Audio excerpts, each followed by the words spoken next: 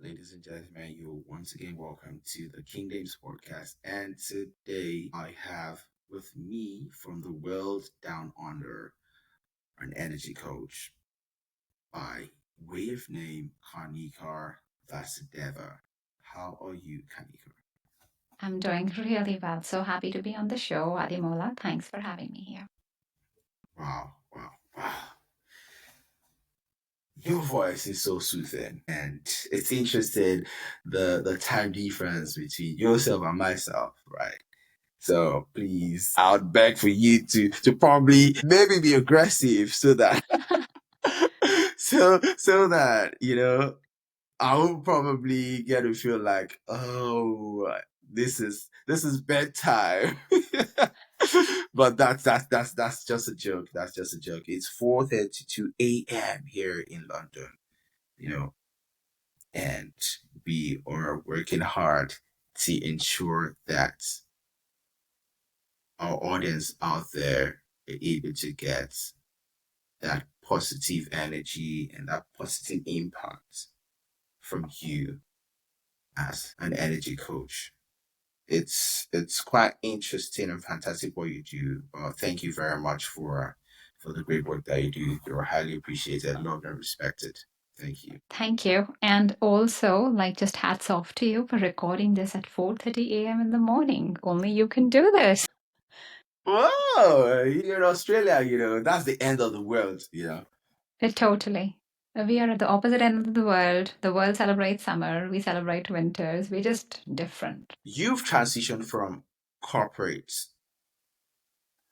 to energy fields.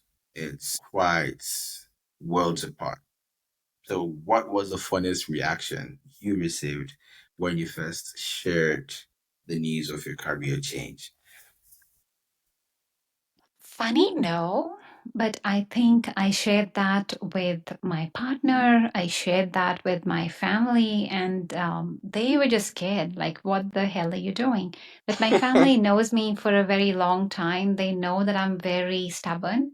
They also know that by the time I come to them, I've already thought of everything, and there's literally like no changing me because Wow. I'm 44 now, and I guess they probably tried till I was maybe 19 or 20 that they should change me or somehow. Now they just know. Like when she's made up her mind, they're like, okay, fine. It's not as if they're totally on board, but they just know like nothing else is going to happen. It's almost like a tsunami. This is going this way, and you better flow along with it. You better flow. Whoa. So because I am that stubborn. Stubborn, or perhaps, I think of it more in terms of clarity that this is what I need to do. For me, what was happening inside, because I've had a corporate career for such a long time. Mhm. And it just started coming to me again and again. And this is what I should do. I never did any of the work because I always started with me first, learning about all the energy healing work and all the other modalities with it. It was never from the aim to go out in the world and share that with the world. I was just doing it because it was really helping me. And the reason I made the change was only because it started coming so strongly to me in my meditations or what I think of as the divine signs. They started showing up so much. And it was just, for me, it was just screaming, like, this is what I've got to do. And for the first time, I felt the sense that I have really got to do this. Like, this is just something so much bigger than me. So it was like, okay, I don't have a plan. It was just scary. Nothing was funny. But the funny thing is, actually, that, so to ease myself into this and to not like really have my family freak out with this, I took a sabbatical for some time from work and I said, okay, I'm just going to try something different. I didn't quite phrase it with them this way, but I said, I need a sabbatical to figure out my life and then I will come back to you. And during the 6 months, it was clear to me that I was not going back. And it was me that worried inside that if I told them, because this is like such a, it was a mining company and everybody is so driven. I worked as a project manager, so everybody's so driven in terms of what is the output going to be, in terms of controlling the output, because we would spend like big millions of dollars on a project. And so it was all very controlled environment, right? Like how do you execute that? And so I was like, well, when I tell them, they're just going to laugh at me. And I tell you what, I told the general manager, I told my manager, and none of them ever even blinked. And that was when I realized that all the fear wasn't outside me, it was inside me. It was just my own scared voice that was saying, hey, am I okay doing this? And can I do this? The minute I believed in me, nobody else questioned. And they're the people who've seen me making all the decisions. And none of them said that, like, are you crazy? What are you doing? Everybody was supportive, it was just mind blowing. And to me, a validation that all the fear was inside me, not outside. So sometimes we are our own biggest limitations, even without knowing it. Totally. I think it reminds me of a picture I saw on the internet, and it was a horse that was tied, with a chain to the neck, and that chain was actually tied to a chair. And we all know that the horse can pull the chair for days, but because the horse thought it has changed to something very heavy, it did not make the attempt to move. And it was an illustration that sometimes you're actually tied to something that is very easy for you to pull away, but because you have a limiting mindset, you think that is actually a limitation. But sometimes when you actually test these limitations, you discover that they weren't even existent in the first place. Totally, elephants are trained the same way. A baby elephant, so when the baby elephant is small, they get a chain around their leg and they grow up so much and they still believe, okay, I can't pull this. But come on, an elephant is mighty. Like, have you touched an elephant? And it can definitely do that. It is 100% the limits that we have in our head. Every single thing that does not transpire in our physical life that we want is somewhere a representation of either a limit that we have from this lifetime or maybe imprints that we would have had from past lifetimes. I'm not saying that we are calling everything bad in our life consciously, but there's a responsibility that we have to just clearing all of that because whatever we want to create is possible. All our beliefs are our limits, our beliefs, they're all internal. That's what shapes our life outside. We clean the inside, outside changes.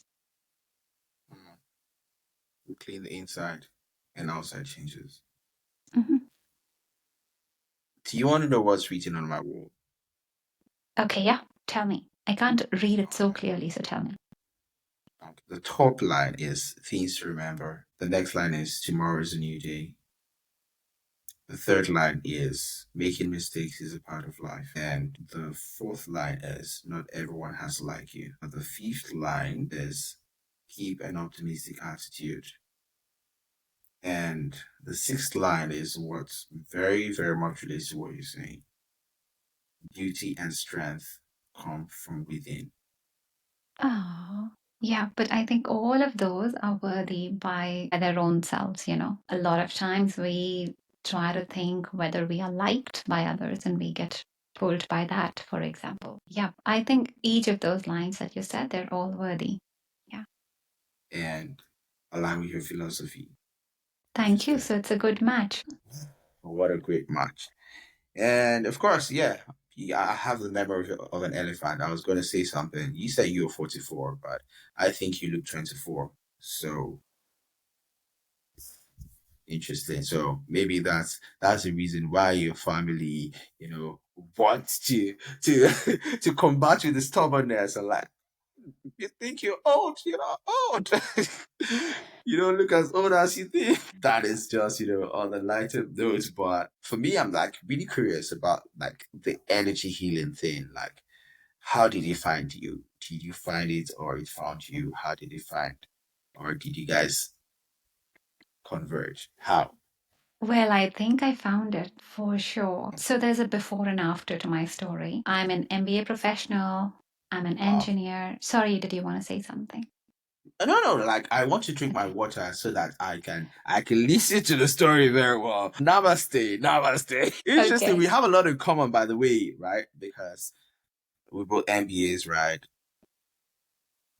You studied, yeah, you teach engineering anyways. I did economics in uni, and we've both worked with the big four accounting firms. Oh, interesting, Yeah, interesting. totally. So Yeah. my life then was very structured, very planned. Mm. I think I like can just relate. Let me drink water. But I know, yeah. There's something I wanted to ask you. I'm so sorry. Like tracking back into your life. You're Indian. You live in Australia, but did you ever live in India at some point? yes, so I grew up. I started in India for a long time. Did my engineering in India. I worked as an engineer in India. And Okay. just like you, I Yes, like me. started something that my parents wanted me to do. And I think this is the turning point, right? Like I started Mm, something which in their right minds, this is what they were thinking that would be good for mm, me. And I ended up doing 4 years of engineering and not liking it at all. Then I got a job in engineering and my parents loved it. And I hated it, like hated every single day of it.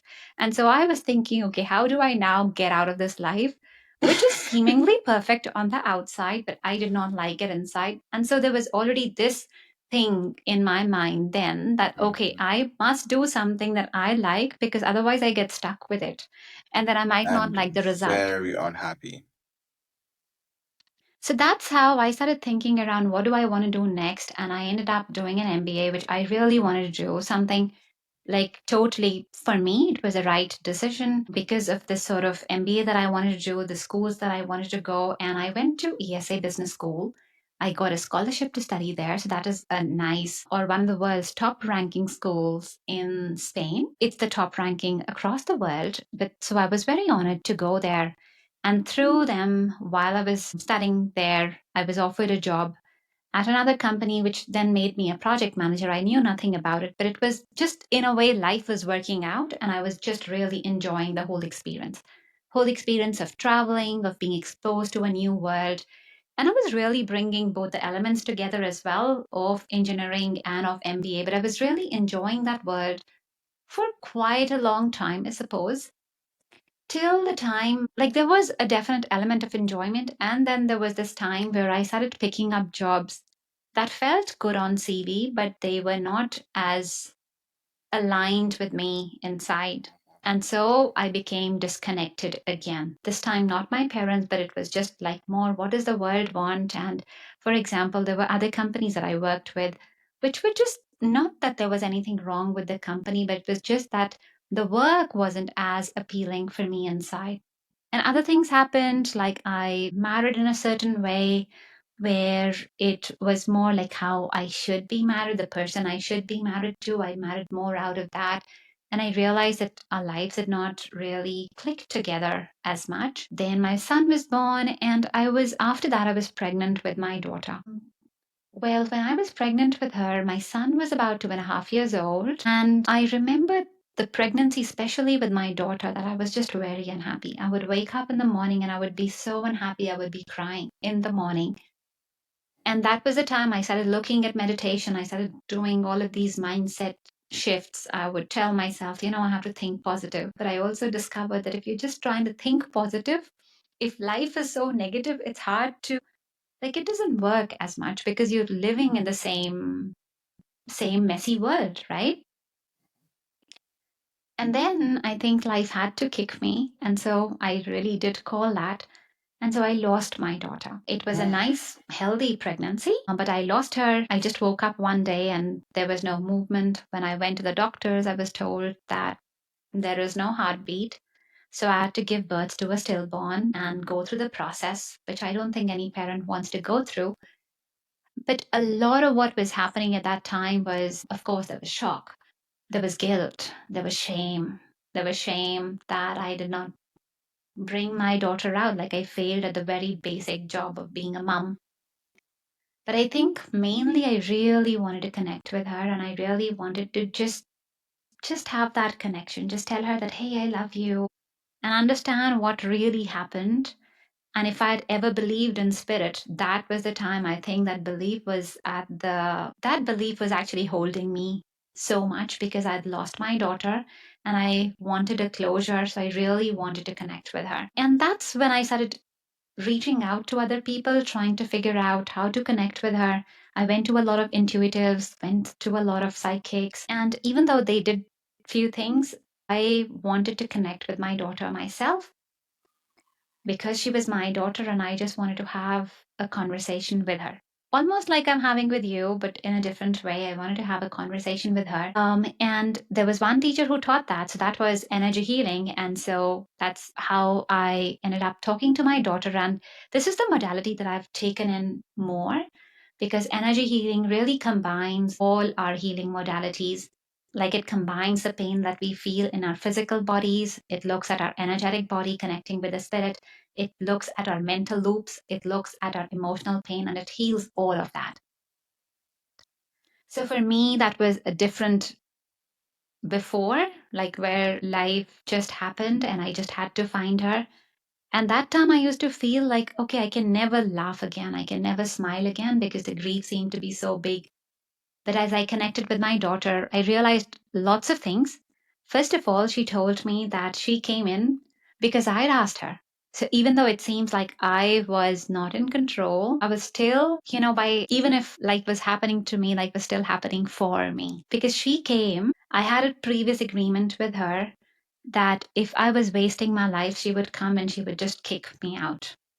That's what she did. She literally came and kicked my butt. So life is still happening for me. She came, and life before and after her is so different.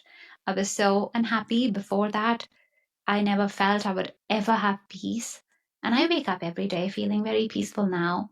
I wake up now every day also wanting to inspire the world around me, giving them more light. So it's just so fundamentally different from what I would have ever imagined.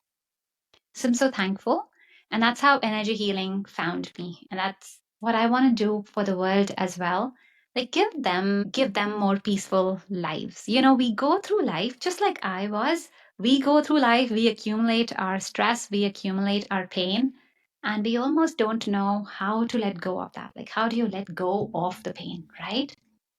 And so what I learned was simple techniques that you can do that can make your life easier. And that's what I want to spread out in the world. Like, it doesn't have to be this baggage that you carry with yourself and feel heavy every single day. Like, feeling happy is a skill. It's just like little techniques that you apply and that can make your life better. That's a whole lot to unpack here. By the way, commiserations on the situation that occurred with your daughter. No parent, prays to ever lose their child. The I always say the biggest loss in life is, loss of life. But I'm grateful that you've been able to navigate, a journey, towards a positive direction from that very devastating situation in life.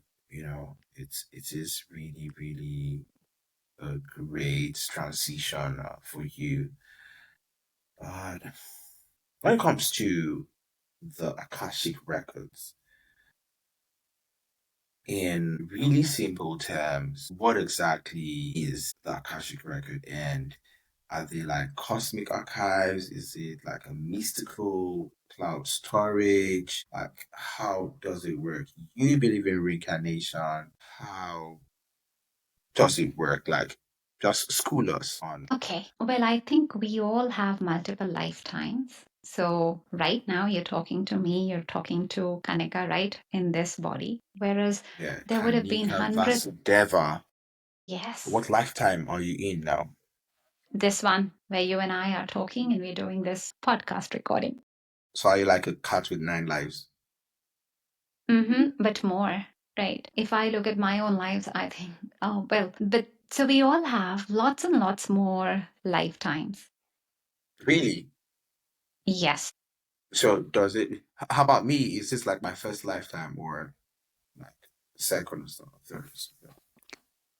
It depends. I'll need to tune in, It but I depends. haven't seen one person with one lifetime. And I think we all get, not think, I've seen myself, like I've seen myself as a horse. Like, come on. Even when Mm. I looked at that, In I'm like, previous lifetime? yeah, yeah. So we don't Oh, always get born as a human. We could get born as first. a male, as a female, whatever form we want to take. And that's literally so the we or the I you're talking to is my physical person, Kanika, but there's a soul behind that. And the soul keeps getting reincarnated because the soul wants to just go out, experiment, learn something, like you would go out, have Chinese one day, have Thai the other day, maybe have Indian, maybe have Cambodian food, and so on, because you just want to have different experiences. The soul, same way, wants to have different learning experiences, and so it has different lifetimes to learn certain things. And all of that gets stored in the Akashic records. Akashic record is literally a collection of or a library of everything that you've done across all the lifetimes, across all the dimensions, all the planes. So we don't always get born just on Earth. We also get born across other galaxies, across other planets. So it's just a collection of all of that. And when you tune into the Akashic records and when you look at things there, then everything about this life starts making a whole lot of difference, a whole lot of sense as well. Like, why, like for example, we were talking earlier, someone might really want to hold on to everything that they have in their life, right? Hmm? Other people might find it very easy to give away. Why is that? Because you've had certain experiences like that. And you would even find that sometimes with twins. Now, twins have same families, twins are usually born around the same time, but twins would have very different personalities. And that's because their souls are very different. But when it comes to those records, is it connected to any form of religion? Like, who were the proponents of the records? Is it a school of thought? Is it? I'm curious.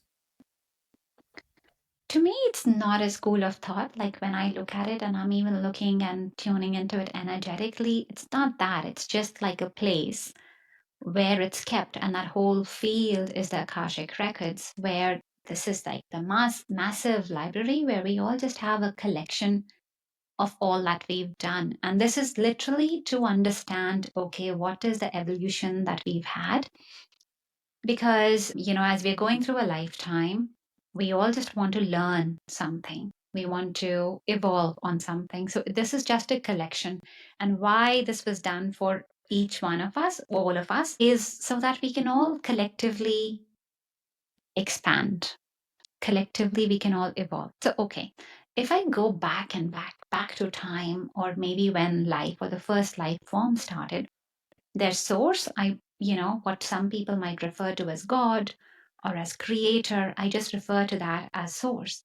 And that's the single point where we all started from. And source, he's the all, she is the all existing. And then he wants to learn more around the world as well. So he separates and he goes into the divine. So he separates and he splits into two. And the idea is that, okay, when we split, then we learn more because we have more experiences. And so from that split, more and more splits are happening. And so that's how our soul gets born. And from our soul, so even our lifetimes, they're just splits of our soul. And that's why you would have heard of certain things called like parallel lives, right? So in this time, your time, perhaps 4:50 a.m. now, you're talking to me. This is you in the physical body, but there might be another you in some other place doing something else. And that's why we have that parallel lives going on, because your soul is just experiencing different things across different dimensions, different planes. So we are all just having this experience. And the whole idea is that we all get more conscious. Consciousness would just mean, how do we all get more aware of life around us? How do we all just learn more? Learning more is also like lots of all the different concepts, right? It could be, for example, learning around what does the taste of water feel like? What does love feel like? What does having a lot of love feel like? What does having absence of love feel like? Everything, right? We're all just wanting to experience this whole mess.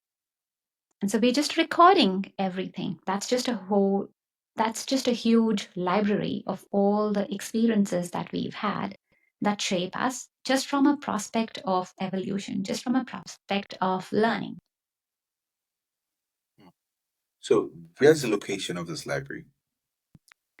To me, this is above the earth, like this is just above the earth's magnetic field, and that's where it's held. So it's more Because like we are tapping into, also, when I'm looking at it, I'm tapping in more into our physical experience here, right? Our physical experience on earth. I'm tapping into, okay, how does, for example, if I was looking at you, I would look at, okay, what is shaping your life right now? So it's very anchored into the earth.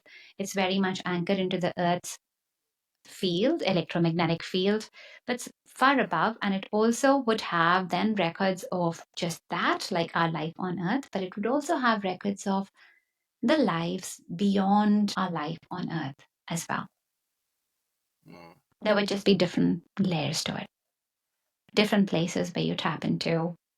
Like there's one place where you tap into the earth's library, or the earth where all the earth evolutions, earth incarnations that we've had.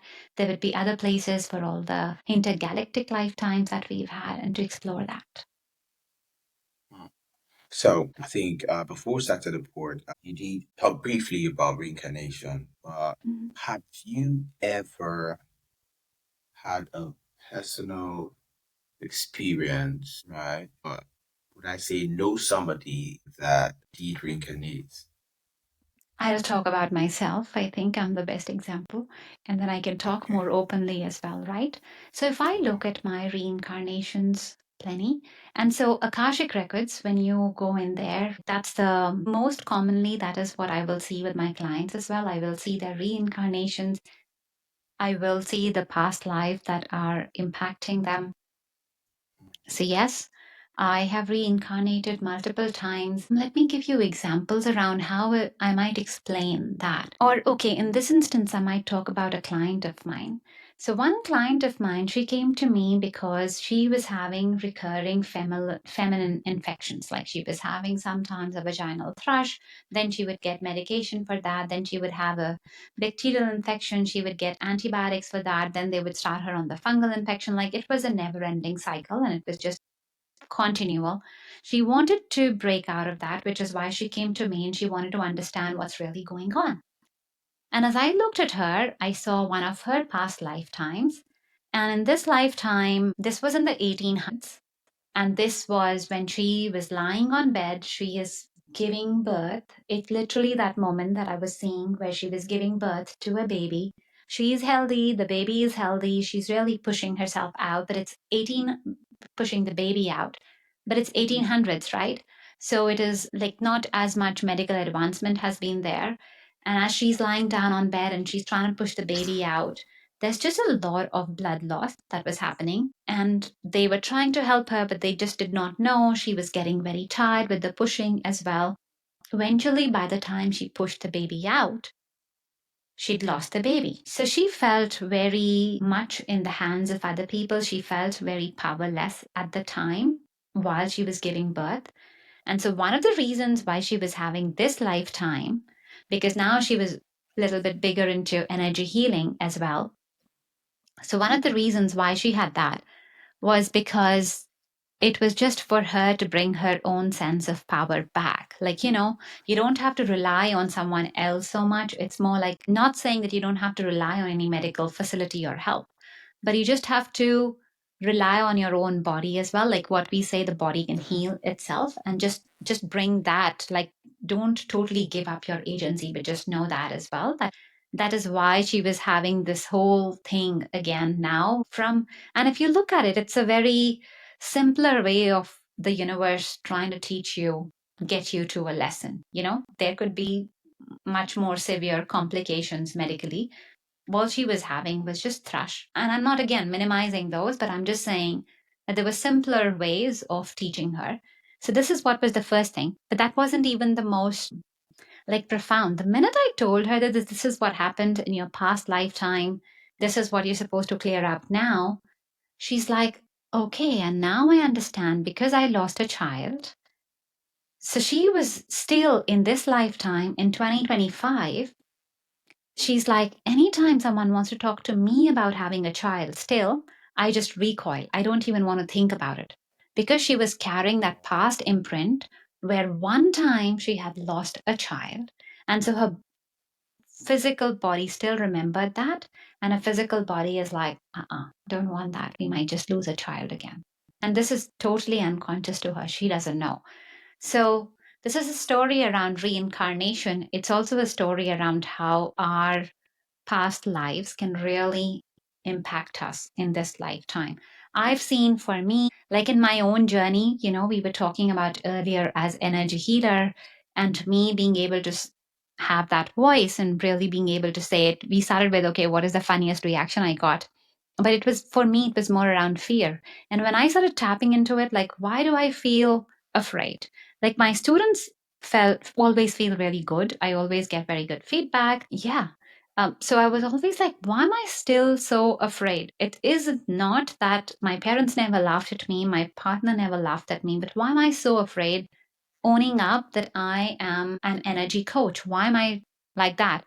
And I tuned in and I just saw there was a past lifetime where I was a Vedic teacher, and what I had done then was there was some sort of battle that was going on at that time. And just because I had a lot of students in that lifetime who were coming to teach, I was a Vedic teacher, but I was also someone who was teaching people physical stuff like physical battle and all of that as well. Combat sports. Yeah. And they got targeted just because I was very popular, let's say, and my students were not yet ready. But in front of me, a lot of them they got killed. I actually saw the whole place being burned and so on.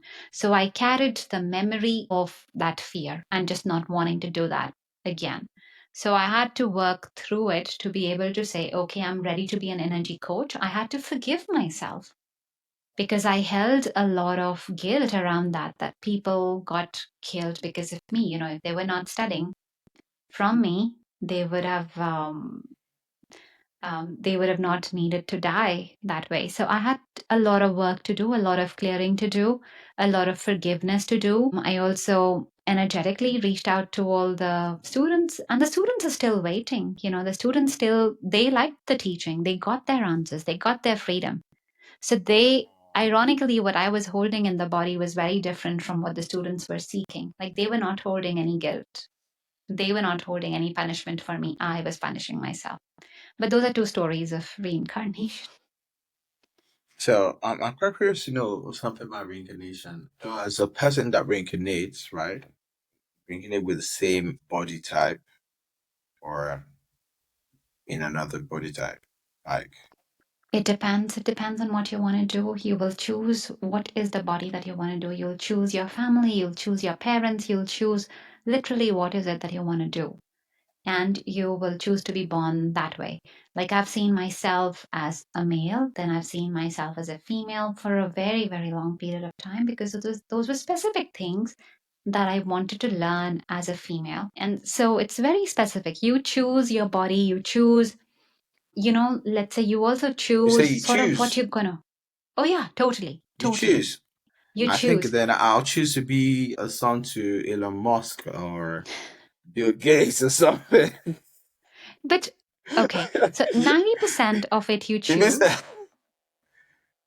choose. are you sure I was allowed to choose? Yes, yes, because you choose as a soul. Just the way, when we talked about my daughter and we talked about her passing away, now in a physical life experience, I would have never chosen that, right? Because who would choose that experience, like such a gruesome experience? Who would do that? But I had chosen that. I had a sacred pact with her. And my pact was that, hey, if I am wasting my life again, please come and kick my butt. And so she did try giving me other signals. There were times where I was very depressed and I was waking up crying and so on. I couldn't shift my life then. And so it went on to a place where, okay, now we've got to bring the big guns out here because you're just not listening. So everything in your life is happening on how it should happen for you. Now, sometimes in the physical life, we want to, or we want to be in control. And actually, life is working out for you, but your soul and your body decide what is okay. So when I talk about choosing and, let's say talking around money and choosing to be born to a family that's, let's say, rich or anything, you would have certain reasons why you choose your parents and what are the particular things that you needed to learn. Like if I look at my life, I had at least 200, come on, like where I've almost been in a time loop and where I've just sort of repeated the same thing again and again and again. Like I wanted to really find my own power as a female, and I just did not. I sort of kept getting into this time loop of just feeling down and down. And so if I look at that in a way, it seems like, oh gosh, what the hell was I doing? And why was I choosing those lifetimes again? This time when I took my parents, and okay, so also what happens with that when you are having those repeated lifetimes and before you get born is you have your soul families, you have your guides, you have these bodies, these entities that you have interactions with, you have agreements with them, and you work out that, okay, I'm going to be born here. So there's some entities who will come and help you to have you on your track, who will help you on your purpose. And there are also some negative entities which get you tied up in a loop. And we don't always talk about that. I think a part of my 200 lifetimes where I just kept repeating this cycle of not feeling so great was also because I got trapped in a cycle of just not feeling good enough. And there were entities that kept me trapped there. But lastly, if we take out the negative entities, we are agreeing, we are finding out why or what do we want to do. And hence we choose our parents, we choose exactly the people that we want to get born to. We choose. We also get yeses, there are lots of people in our agreement. Like we think it's only our mom and dad, and so we get born like that. It's not that. What I've found so far is that it's mom and dad. We're getting born on earth. It's also the earth because earth is understanding your broader purpose of evolution. And that is why you will find a lot of times that when people work with earth, mother earth, and I'm not saying just mother earth in terms of resources, in terms of food, but just mother earth as an entity because she has an enormous understanding about your soul and about your soul purpose. Just connecting with her from that point of view. And you'll find that people, when they're really tapping into earth, there's somehow things are like more magically aligned for them. This is why, because they're tapping into that source. So Mother Earth is there where she agrees that, okay, you're going to be born. This is what you're going to do. The sun is there of the solar system because, again, he's giving us that place where we can come in and where we can be born on earth and do our things. He's also providing life to us. Our ancestors are there as well. Now, not all ancestors. Typically, both sides, they'll have one very prominent ancestor. And so, especially to people who feel like, or me, I had this for a very long time. I felt like I'm the strange one in the family. I always wanted to do different things. I was always like, I was loved, but I always felt like I did not belong because I was always doing something that was just so against everything else. And I used to carry a lot of guilt for it. Now I'm like, okay, as much as I called for it, you called for it too. So, okay, you should have chosen what you picked. So we have two sides of both these ancestral families as well, two leaders who bring us, who want us to be born, who want the whole ancestral lineage to shape in a different way as well. So they're also there. So there's a whole lot of support that we have to really be the person that we are.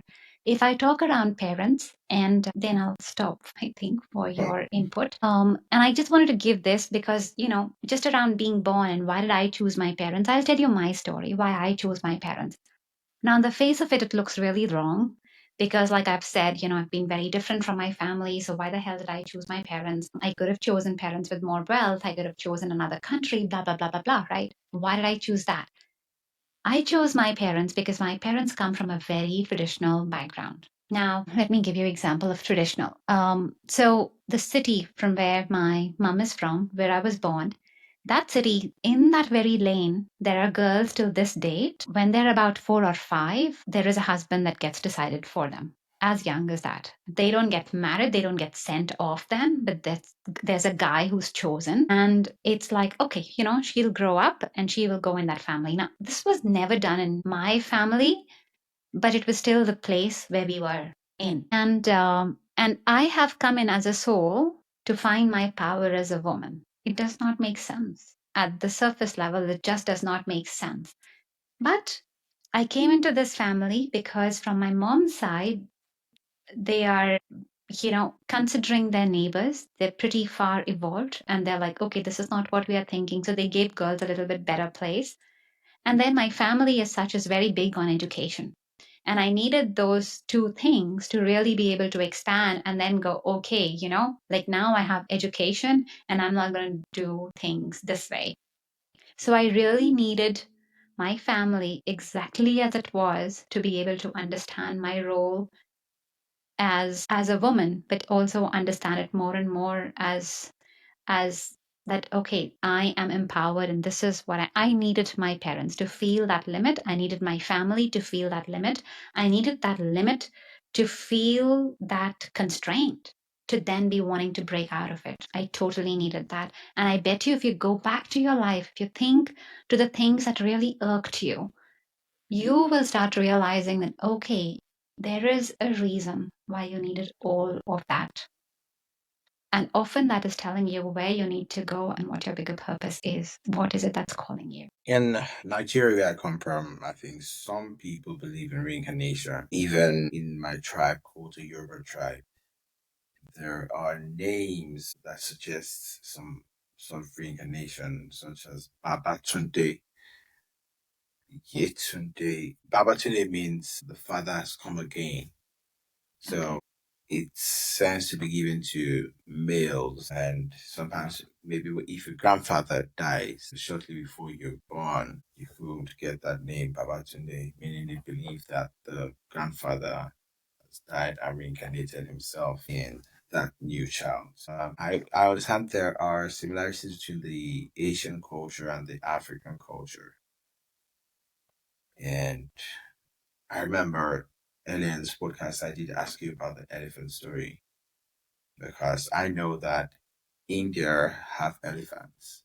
Mm-hmm. And yeah, I see that you sounded just so uh, authentic and genuine in terms of expressing the knowledge you have about elephants, even how they're groomed from childhood. The real curiosity is how long does a soul keep, reincarnating? It looks like a loop, like a never ending process. You're moving from host A to host B to host C. And is it possible for these souls to inhabit, say, animals or trees or inanimate objects?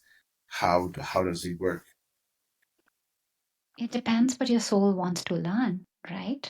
And so it's a very good question because on the one hand, it seems like, okay, it's an endless thing. You just keep coming and you just keep coming and you just keep getting born in different things, have different experiences. When does it end? I don't think the soul's really thinking about it that way. So let's say the soul wants to understand about love. Maybe one of the first lessons could be, okay, how do I love? What does the feeling of love look like? Because, okay, even before that, why the soul choose to have a form? Like, why did Source, when Source did not have a body, why did soul choose to have that? Because in a body we have experience, in a body we can have the feelings, we can have the great feelings of love, joy, we can also have the great feelings of tears, of feeling remorse, of feeling sad, everything. We can have the whole spectrum. That's why earth was created and life on earth was created, to just experience all of that. So when soul comes and soul incarnates into something, it really wants to have that feeling. It really wants to just understand that sometimes, for example, if the lesson is love, there might be a loss of love, there might be losing a loved one. In the body, we tend to take it a lot more seriously and we go, oh my God, like this becomes the all, be all, end all. And I think it's a lot more less painful when we start realizing that it's just one of the experiences. When you can just allow that flow, when you can just accept it, like even Buddha said, that pain is inevitable, suffering is a choice. Just don't suffer. You don't have to choose. Like, just allow that to happen. You will notice that the next thing starts again. So, soul reincarnates, and soul does it so many times because soul just wants to have lots of different experiences. Soul might want to do it here on Earth. Soul might want to go to different galaxies and do that. And for soul, it's not boring at all. Like, soul is going when it wants to be a tree, when it wants to experience the wind, it actually does that. That's how it experiences that. When it wants to have the human body, the soul really does that. And when the soul is finished with it, like when the soul is done with its purpose, let's say you have a lifetime and you were supposed to learn something, and so it will happen for a long time. You're either progressing on your path, and if there is a time where you are stuck, and people will feel that when they are feeling stuck, they will just lose the light in their eyes. They will start feeling very disconnected in general. They will start feeling very not peaceful. And then we might say that, okay, now that's why they've got this disease and so on. But again, they're just signs so that hopefully they can come back on track. And then there would be some body contracts that they're still following. So they might have a contract, that okay, they're going to see their son before they pass away, before they leave the physical body. But you are still, even till that day, even till your last day, your last breath, you're being looked after. Your life is still working for you because you were the one in charge. It's all going according to your agreements. It's still trying to help you out as best as possible. And then when you fulfill those agreements, or when the soul feels like, okay, nothing else is happening, like, I've given you enough shocks around, hey, just move over a loss, like just get over a loss. But if in the body the person cannot do it, then eventually the soul and the body go, okay, fine, it's now time to check out. And that's when death happens. So death does not happen. We think it's a fluke. And yes, it could be, people die in accidents all the time. But everything that happens in your life is so much for you, is so much to help you in your own evolution, not the other way around. So, speaking of evolution, I understand that you are a very busy individual, and we have been able to take a lot of your time today.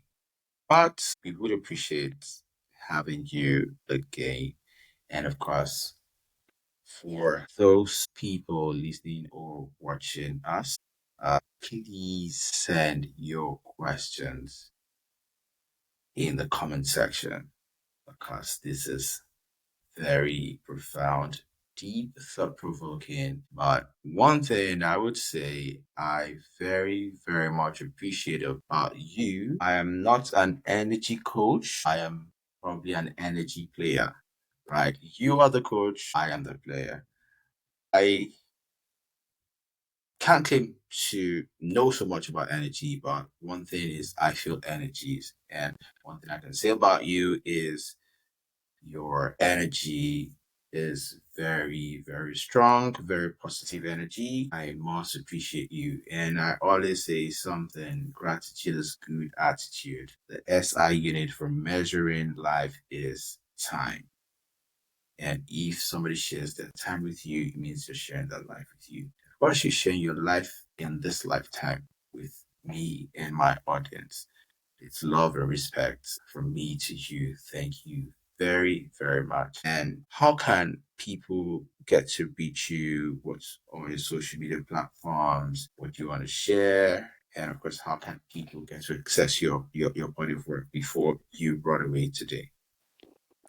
Thanks a lot. It was so lovely to be on the show as well. So people can reach me at Kanika Energy Coach, Kanika, Kanika Energy, Energy Coach, COACH. Kanika Energy Coach. I can be found on Instagram. I can be found on LinkedIn. If you want to find my website, that is artoflifecenter.com/live. That is center, CENTER. And routinely, I do these free energy healing sessions because I want to help everyone. Just use simple techniques anywhere to be able to let go of stress, to be able to let go of overwhelm, and just live with a lot more peace. And these are free sessions that you can join in. They're live with me, and I'll walk with you so that you feel better at the end of the day. And you know, Ademola, you said that you are an energy player. That is all the attitude we need. Like, I don't have very specific rigid sets, like this is how you need to be. You don't even need to believe in this 100%. Like, I did not believe in all of this 100% when I started. I think somewhere along the line, maybe now I am a lot changed, but there can still be skepticism in me, to be honest, around, hey, will this work? Like, I'm trying to do this with energy. Will this work? And time and again, it surprises me. So, all we need is just a playful energy to just come out, be open, just be curious, just play. Like, literally, just like a 3-year-old child, just come walk into a session and just play and enjoy. Wow, interested. It's been a really, really great session today. Of course, if you've actually worked out up to now, what are you waiting for? Please go like, subscribe, share, support, join the channel, and of course, we will have Kanika again. And of course, Kanika, please fill our time, our schedule for the next session. And of course, guys, please go and load Kanika with questions. Put the questions in the comment section because this is beyond just me. I am just a player. That is a coach. So you guys, please load the coach with questions. And of course, once again, for me to use, thank you very much. Do you want to leave a shout out for anybody before you leave? Oh, thanks a lot, Ademola. Thanks a lot for having me on the show because I absolutely, absolutely enjoyed it. And yes, to all the audience as well. I would love to have your questions because I do want us to all start talking about energy, to start thinking about energy. I think it is very relevant. We all think that, oh, like this world is so mystical, or maybe this is not true because this is not scientific and so on. And yet, I think that probably what we are still seeing is just a tiny tip of the iceberg. We're really missing the whole big picture.